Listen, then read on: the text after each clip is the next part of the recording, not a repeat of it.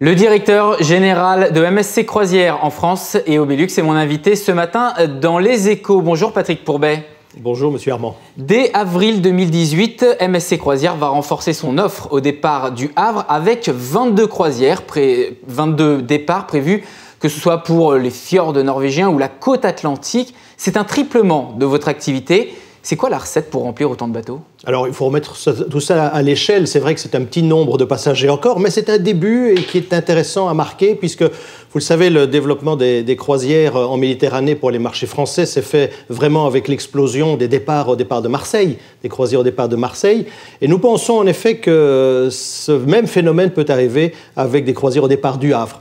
D'où évidemment cette mise en place d'un navire pendant une longue saison, puisque tout l'été, le printemps et puis tout l'été et l'automne, on pourra partir du Havre avec 6 itinéraires différents, vers le nord, jusqu'à Malaga également, et en Écosse également, c'est proposé aussi. Et donc on a cette grande diversité au départ de France, vers d'autres cieux, j'ai envie de dire, que ceux habituels en Méditerranée. Et si on parle aujourd'hui, en termes économiques, de marché, quelle clientèle ciblez-vous aujourd'hui? Des clients qui sont déjà venus chez vous, qui sont déjà des croisiéristes habitués, ou de nouveaux publics, de nouveaux clients?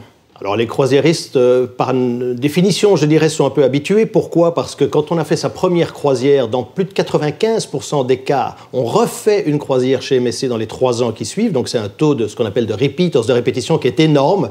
Mais aujourd'hui, plus que jamais, c'est le nouveau croisiériste qu'on recherche également. Vous savez, ce touriste qui part finalement dans un club, dans un resort, et qui va retrouver à bord de nos bateaux une ambiance, une atmosphère resort que nous offrons de plus en plus à bord de nos paquebots. Et ces nouveaux croisiéristes, vous les estimez à combien? Par exemple, en France, où se situe la France sur le marché de la croisière par rapport à l'Allemagne, par rapport à nos voisins européens? Alors le marché en France, il a un potentiel de développement qui est encore immense et nous y croyons beaucoup. Juste pour prendre un point de comparaison, si vous prenez le marché allemand ou britannique qui sont très similaires, qui font à peu près 2 millions de croisiéristes par an, le marché français, l'an dernier, a accueilli 574 000 croisiéristes. Environ le quart. Hein. Exactement. Donc, en tout cas, nous pensons que d'ici les 10 ans qui suivent, en France, nous allons réellement tripler ce nombre.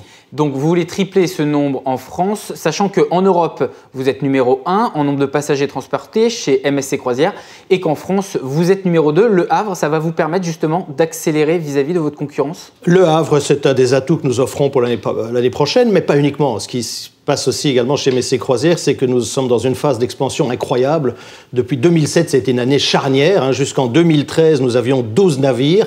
Après quelques années de réflexion, de planification, on est rentré dans une nouvelle ère en 2017 où la compagnie prend un envol mondial, j'ai envie de dire, et nous sommes sur un plan d'investissement de 9 milliards d'euros et la construction de 11 navires. Le premier était accueilli en juin, et le bateau est à Marseille toutes les semaines, et là, le deuxième navire arrive déjà dans quelques semaines.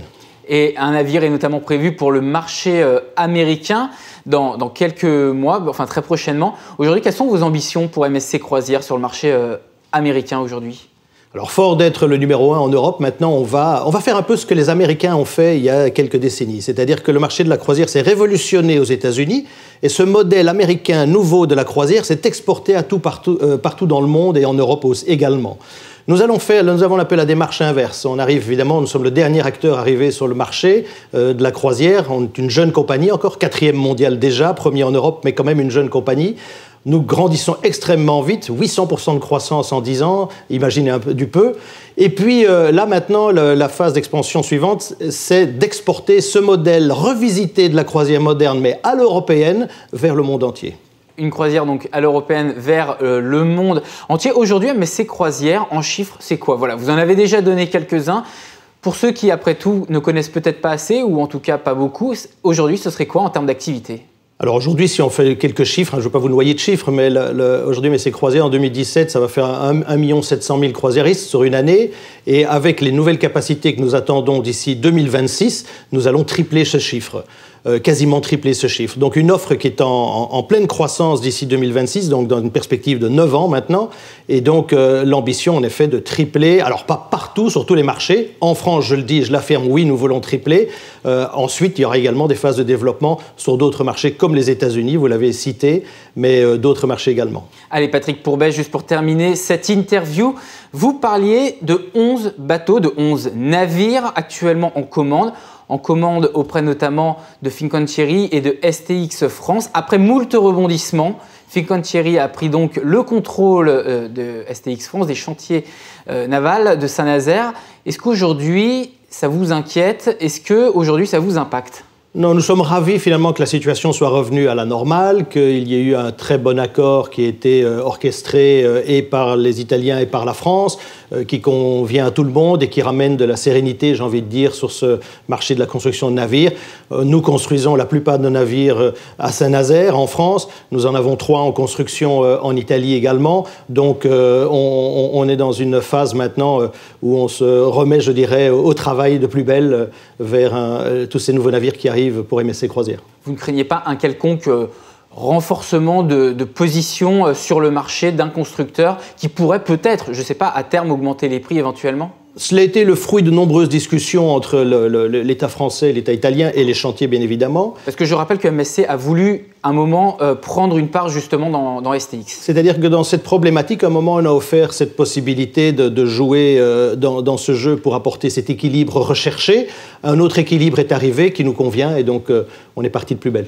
Merci Patrick Pourbet d'avoir été avec nous ce matin, je rappelle, directeur général de MSC Croisières en France.